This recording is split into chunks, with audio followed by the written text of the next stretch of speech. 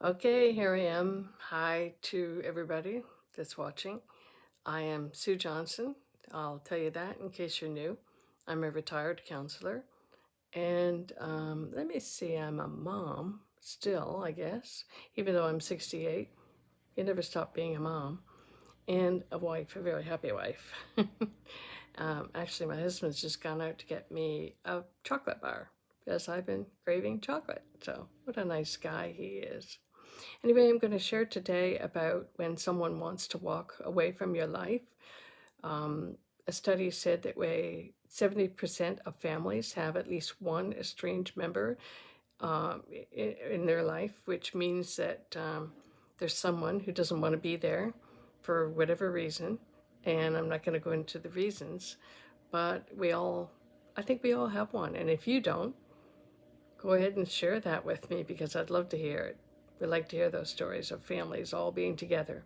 But unfortunately, for a good number of us, it's not always that way. And we may be always thinking about the one who's not there, especially over special holidays like Christmas, Valentine's Day, Easter, Mother's Day, Father's Day. There are a lot of occasions in our life to celebrate. And when somebody who we love and care for is not there, it can make us feel a little bit sad. But anyway, I'm going to share some notes that I wrote from my journal. I'll share notes from my journal that I wrote. And I'm also going to share some things about what's in my knitting bag, the projects I've been working on. And then I may share a few clips from my Disney trip, which ended up being the coldest time in Florida's history. And that was the week we were there. So we put on all of our clothes and we kept warm. So it was a memorable occasion anyways, in spite of the weather. So here we go. When someone walks away from your life. Okay, reading from my computer journal notes. And I wrote this today because I've been thinking about the one that walked away, or maybe two. I actually have two in my life. Anyway, okay, let's read this. When someone walks away from your life, it's all right to feel sad and depressed, to cry. Any loss in life, no matter how long or temporary, is a loss that needs to be grieved.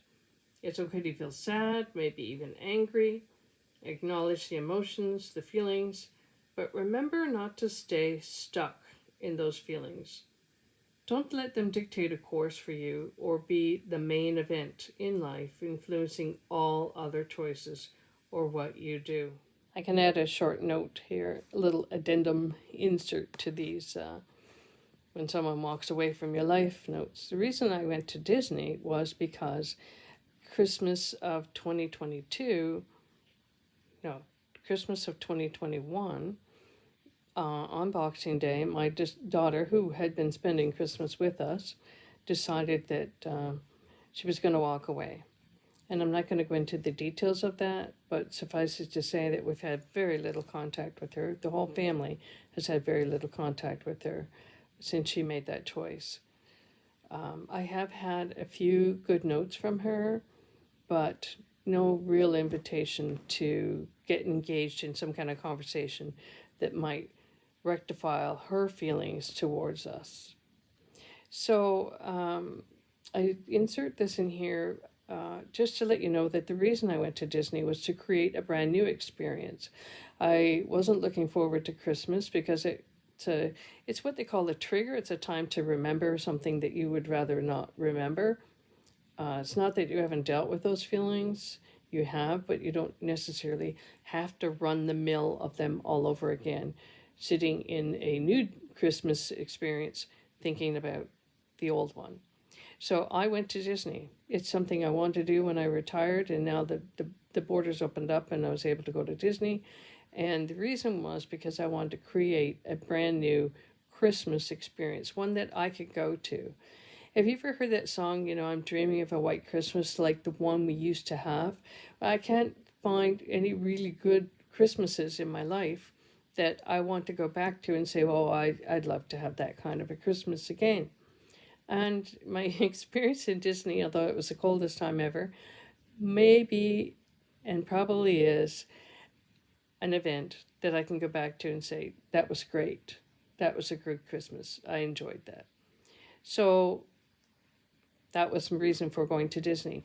Now, while I read the rest of my journal notes, I'm going to insert some of the Disney pictures so that you have something positive and nice to look at while I read to you. Okay.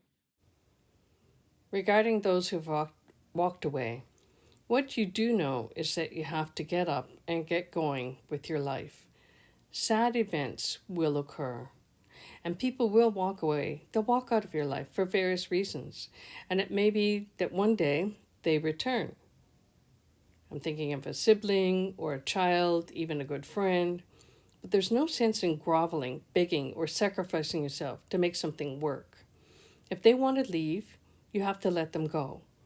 Their part in the story of your life is fulfilled, at least for now.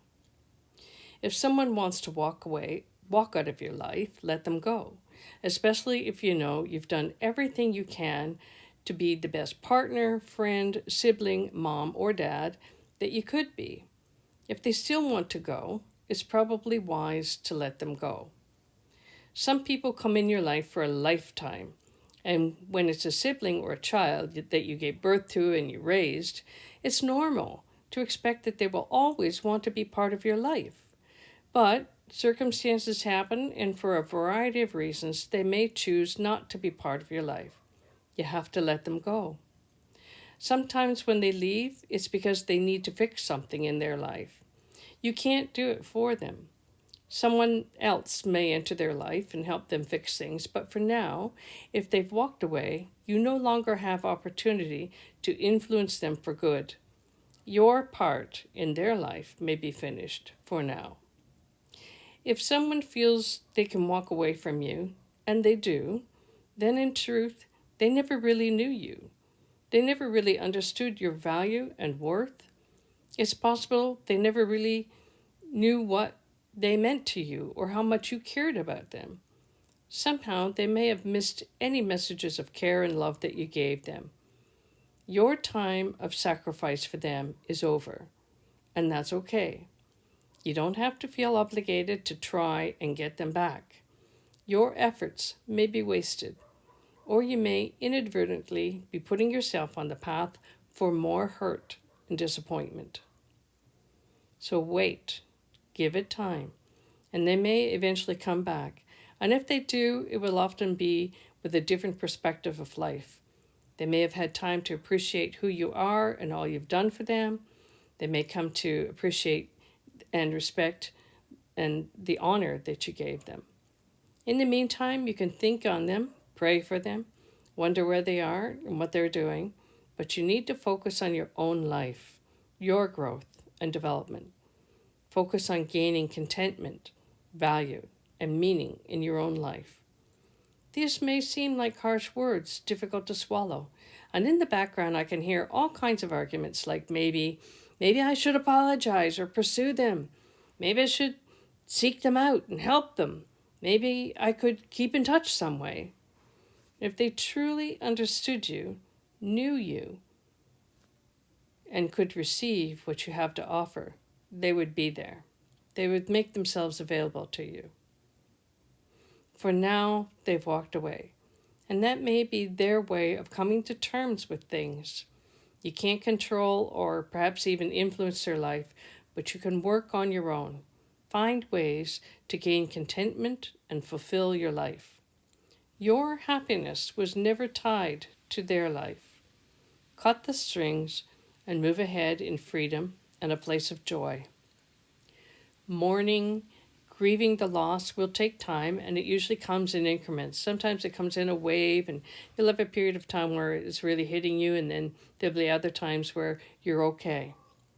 But this mourning and grieving is not a life sentence. It does not need to take up the whole of your life. The best thing you can do is create some contentment and happiness where you are. And if they decide to walk back into your life, you will know that the time of separation was not wasted, and they can find you in a place of joy. They may even ask how you got there. And if they ask, then that's your opportunity to influence their life in a good way. I had a husband who walked away. I have a new one now.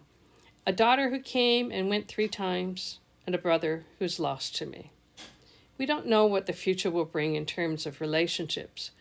One thing you can do is create some kind of joy in your life now. If the one who left returns, that could be a good thing, or opportunity for a new kind of relationship. You don't know. In the meantime, think on your own life, live it to the fullest, and continue doing what you know to do to bring happiness into your life. Don't let the separation be wasted time. Soothe and smooth the emotions and move forward with some kind of happiness and joy. What's in my knitting bag? Well, I was working on a big long tube sock that you separate and then pick up the stitches and create 2 socks. And that worked fine, but I found it was really kind of tedious. And in the long run, I would much rather just use double pointed needles and knit socks that way. And these socks are just for lounging around in the winter. These are my white slouchy socks. I was working on this teal colored shawl. It's very fine wool. It actually comes from Nova Scotia. And this is using my variation of a drops pattern, DROPS, the drops wool. I'm not using drops wool here, but their pattern, yes, I'm using it. And I decided that it wasn't quite large enough for me, so I incorporated some crochet. So that's the stitching around the edges.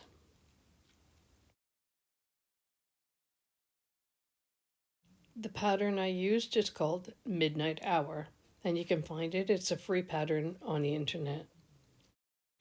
My next project in the works is a summer shawl. And again, I'm using a pattern, a drops pattern, but using a merino wool instead.